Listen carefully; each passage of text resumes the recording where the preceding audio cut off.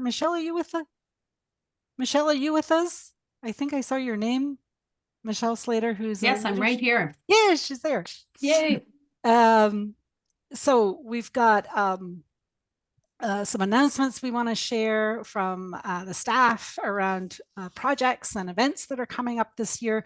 And then and then I've got a bit of worship that will lead us into some small group time so that we can reconnect after our break away from each other over a very, very busy and intense Christmas period.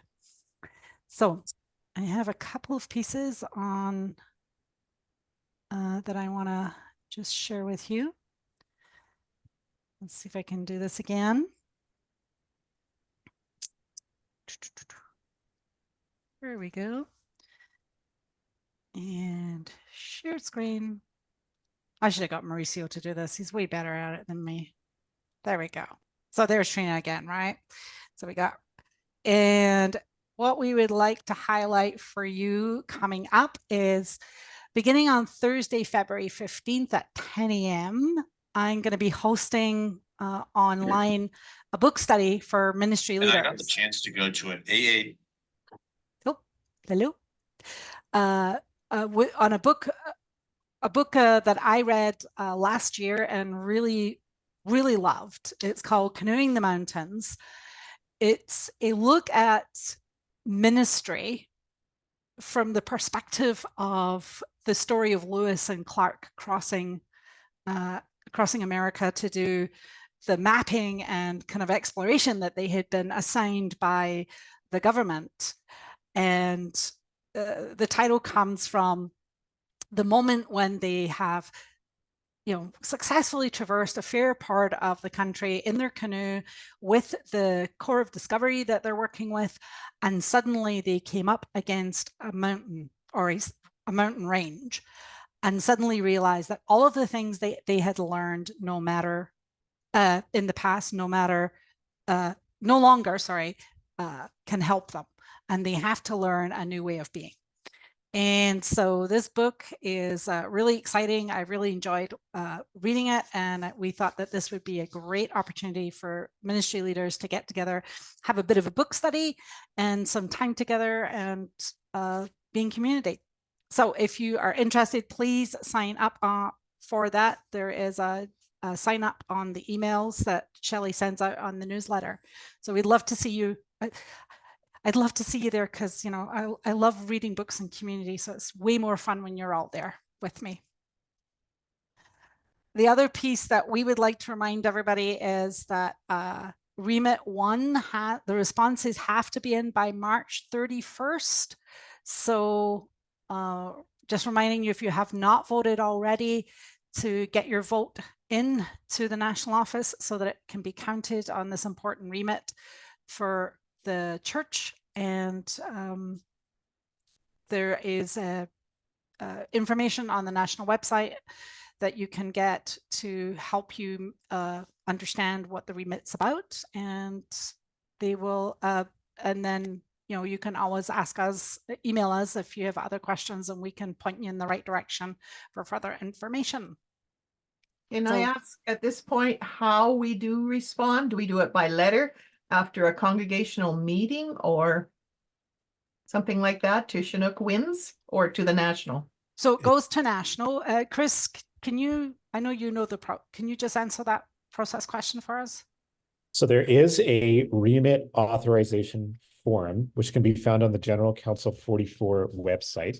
That would include information about your pastoral charge, your regional council, your mission and service number, community of faith ID. All of that information is in that form. So when your community of faith has either had a congregational meeting to decide on the remit, or your board or council can also make that decision, you will need to then fill out that form and send it to the national office.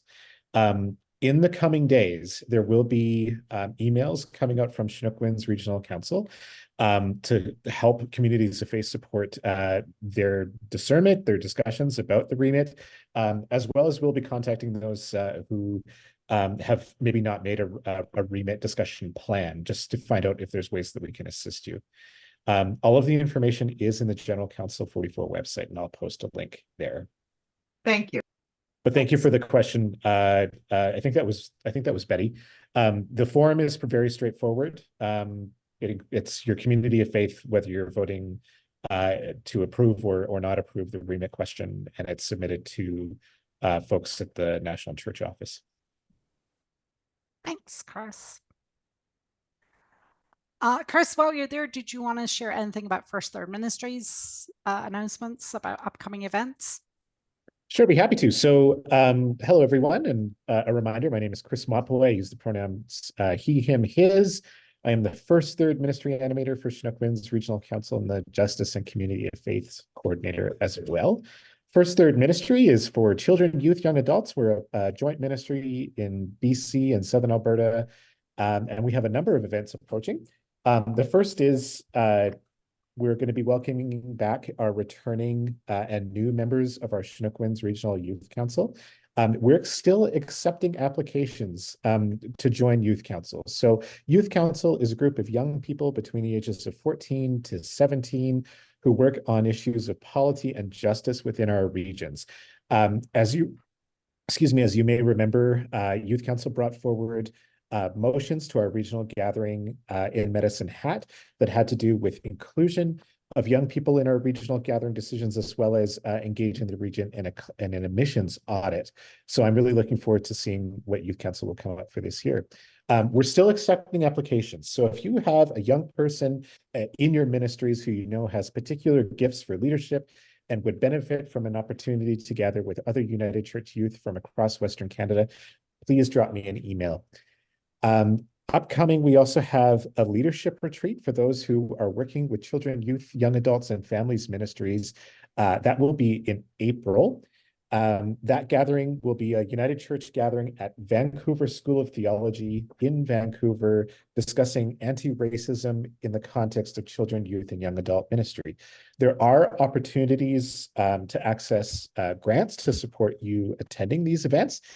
Information can all be found on the First Third Ministry website. Before I hand it back to Karen, on the side of our Justice and Community of Faith Network, many of you were probably at the regional gathering where the region voted to become an affirming regional council. That work is ongoing. Despite the fact that we voted to become an affirming region, we need to be able to continue to live into our mission and ministry that it welcomes all in the community of God, regardless of who they are or how they identify or who they love. To that end, there are a number of positions open on the Affirming Regional Council. If you know someone in your ministry context who is part of an affirming ministry, we welcome them to apply to become a member of our Affirming Regional Committee, which will work on issues related to education, resourcing for affirming ministry, as well as events at our regional gathering. And you can also contact me about that. Thank you. Thanks, Chris. So we'll come back to there's a couple of questions around process on the remit. We can come back to that. But I just want to check in with Michelle Slater, our leadership staff person, if there's anything from leadership for the folks to hear. What exciting things are happening in leadership, Michelle? Excuse me, I'm just finishing my soup. Thank you. I'm glad that you noticed I was here. Really want to encourage people to look at the trip, the pilgrimage to Guatemala for ministry personnel, for people who lead in ministry, with our executive minister, Trina Duncan, and me. The dates have been shifted to August 2nd to 12th. And just really encourage and hope that people can give it some good thought and prayer.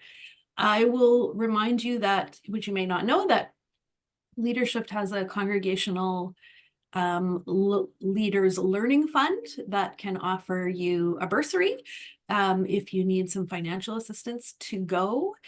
And that we're also holding a couple of Zoom information sessions. And the first one is next Tuesday, January 30th at 11 a.m. Mountain Time. And I think Shelley will have the link. I'll also have the Zoom link. and we'll post it as well on our website and Facebook page. And that's the most exciting thing I think that's coming up. Thanks, Michelle. It's good. It's exciting. Off to Guatemala. Off on a Mhm. trip. It's good to think about those trips. Like when we were all freezing here, like 2 weeks ago, and it was like -45. The idea of going to Guatemala, we should have advertised it then because everyone would be super excited about going to the heat away from the cold.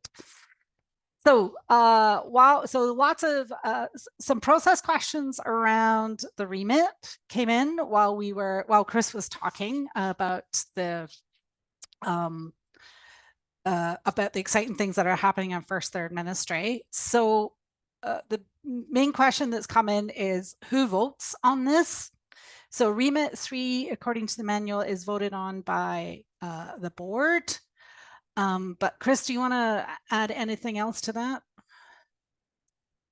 My understanding, and I'll try to confirm this, my understanding is it can be either a board of the council or session. Yes, Michelle's just posted into the chat. So some boards have decided to seek direction from the congregation before that congregational vote, or in lieu of having or consulting and then moving forward as a board to have discussions about where the remit might take us. I hope that's helpful. Does that help some of the questions that came in? Those of you who had questions, you want to give us a thumbs up on that for Chris, so to know whether Chris has given us enough on that. Oh. Yes. Yeah. Yeah, that's correct, Michelle. For the vote to be legal within our policy, it has to be the board. Yes. Yep. And there's the link to the Guatemala tour. Thanks, everyone. So that's the announcements from the staff. Is there any other big announcements that maybe somebody wants to share before we move into some time of worship and time just reconnecting with each other? Tony here. Hey, Tony. And then a couple of things from Right Relations. We have a land acknowledgement workshop that's going on tonight that is part of sort of in partnership with the Calgary Interfaith Council. So that'll be continuing work to try to work beyond sort of the walls of United Church. We have Interfaith Harmony Week coming up the first week of February. There's information going out on the opening, but there's also a reconciliation circle going on during that week, and it's an online activity. So some of these information will come out in the newsletter that Shelley puts out. February 14th is Ash Wednesday. It's also the day for the March for Missing and Murdered Women. They have that annually at Scarborough. So something that people can think about as they're preparing their Ash Wednesday services to remember that marker. It's been a continual observance on February 14th, Valentine's Day, to have that Missing and Murdered Women March for the past few years. So it's been something that the community comes together for. Pink Shirt Day happening on February 22nd annually. And so just other information that we'll be bringing out. I'm doing a sustainability and spirituality workshop based on the paper that I gave in Sri Lanka in October last year. So it's continuing to find opportunities to come out and share. The Right Relations group under Cecile Fossick and others will be preparing their spring gathering. So we're just deciding on where that will be and at what timing. Thank you. Thanks, Tony. So lots going on, folks. And I know it's been a really busy season for so many of you in leadership. We had I always feel like when we have this kind of short Advent season and we have to do Advent 4 and Christmas Eve on the same Sunday, feels like a really short Advent, and we feel like we're racing into it. And then this year it's followed by a really short season of Epiphany, which takes us into into Lent really soon. So I thought today we'd take a moment to pause and just reconnect in our worship and in small group time.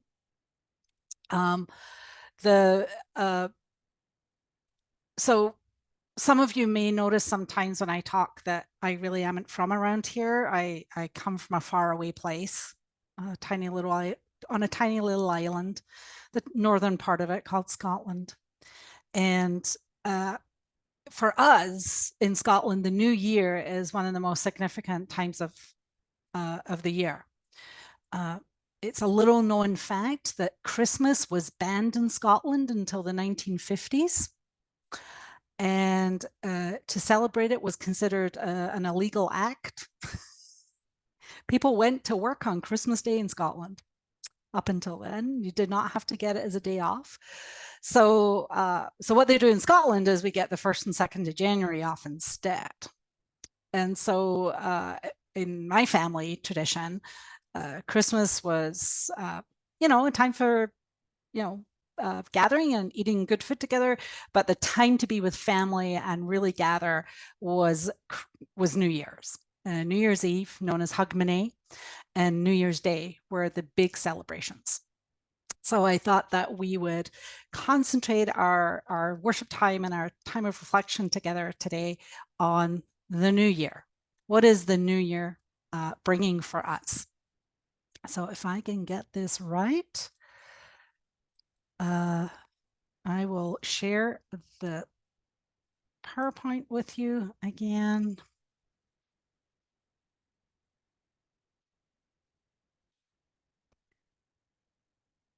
Okay.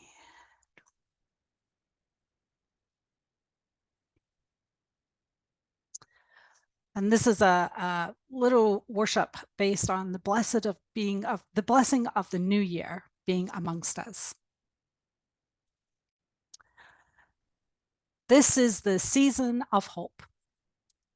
Let the spirit of hope surround us. Let our spirits rise to bless this new year. Let us pray. O great spirit of hope, blessed be your holy seasons. Blessed be this season when we move to a new year. Blessed be this magical time for new beginnings and fond farewells. Blessed be this crack between the worlds that we encounter at the new year. Blessed be this threshold of transition between inside and outside. Blessed be this transformation when spirits of hope and change gather. Blessed be this passage from past securities to uncharted uncertainties. Blessed be this shifting of emotions. Blessed be this letting go of old hurts and pains. Blessed be this reliable balancing act of nature. Blessed be this rededication of values and meaning in life.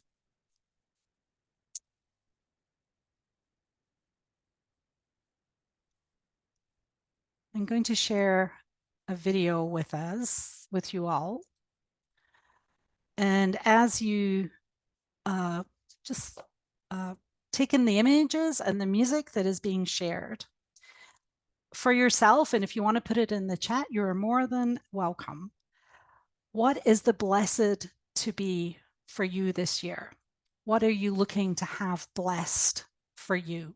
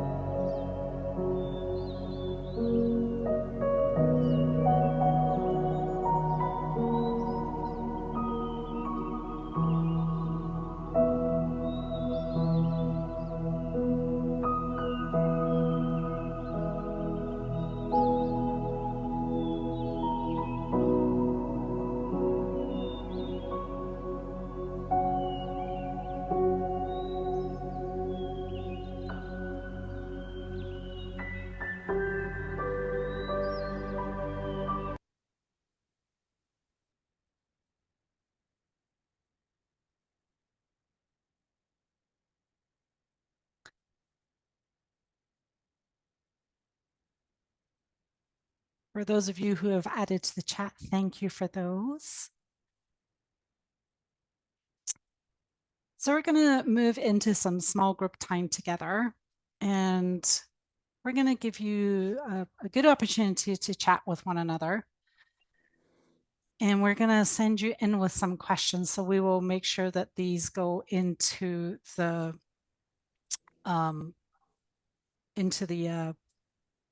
chat so that you have them in your small groups.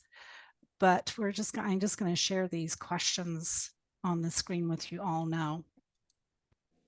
So our questions for your small group time are, what are the transitions that I expect or that I experience as a new season of a new year dawns?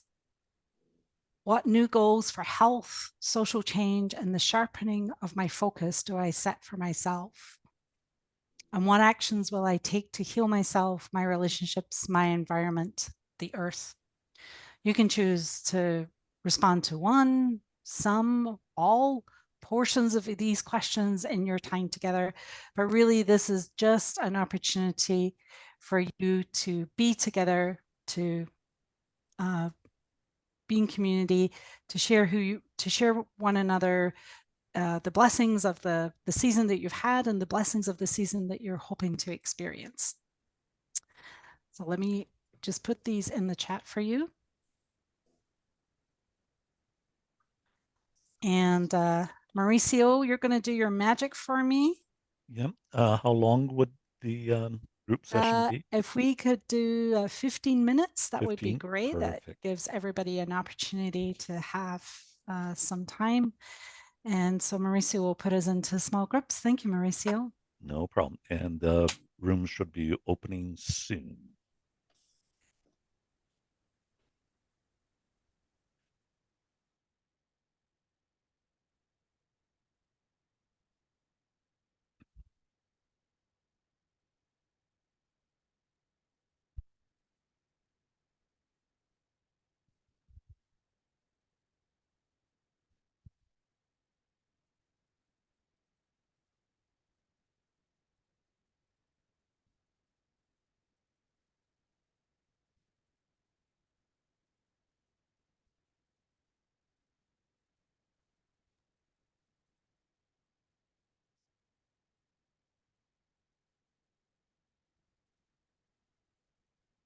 Mauricio, could you put me in a group too?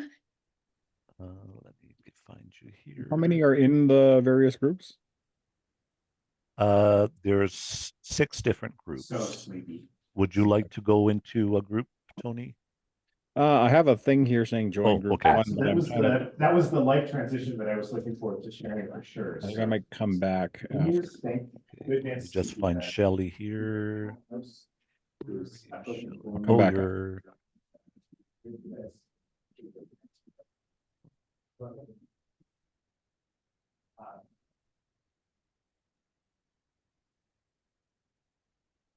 Isn't that weird? I don't see you, Shelley. I wonder if it's because you're the host. Let me see if I can move that. No.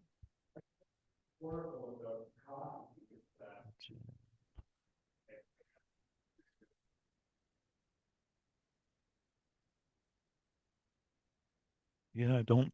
Yeah, it doesn't give me the option to send you into a group. Oh, Okay, I'll make you a host and and see if that will. You are now host. Let me see if you show up now.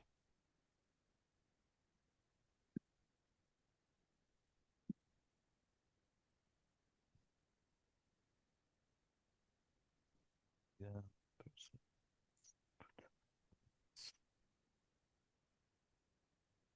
Oh, here you are now. Assign to. Okay. okay, we'll see you later. See you in a bit.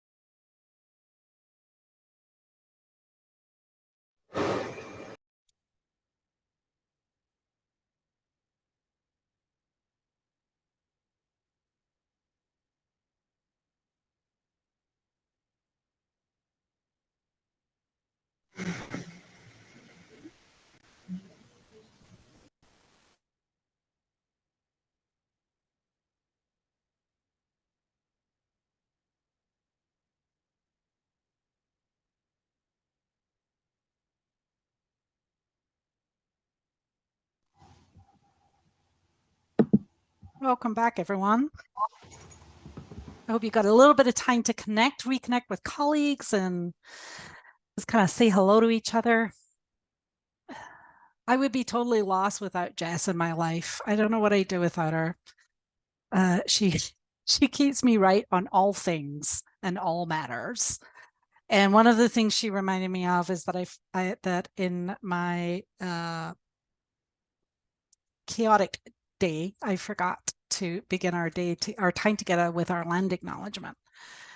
And so my apologies for that. But I do want to acknowledge that in the office here in Okotoks, where the staff are gathered today, we are on Treaty 7 land, and that our call as people of God is to enter into reconciliation and new life with everyone, which I think is particularly important to remember as we begin a new year, that this is our opportunity to start again, to work again towards our reconciliation with each other. And that this land includes the Blackfoot Confederacy, First Nations, the Kainai, the Chiniki, Goodstoney, the Dene First Nation, and the Métis Nations of Alberta, and that they too are part of our community, and that we are part of their communities, and that we seek to be in good and right relationship with them all. So thank you. So I hope you got, as I say, you got some time to connect with each other, to build relationships up, to just kind of get to say hello. We will gather again at our next town hall in a month. But as we go from here, let us remember that this indeed is the season of hope, the season of new beginnings, the season of all possibilities. And so let the spirit of hope surround each and every one of us. May we feel its presence in all we do and say, and let our spirit of hope rise to bless one another in this new year time together. So thanks, folks, for coming out to the town hall, and we'll see you next time. Thanks, Karen. Okay.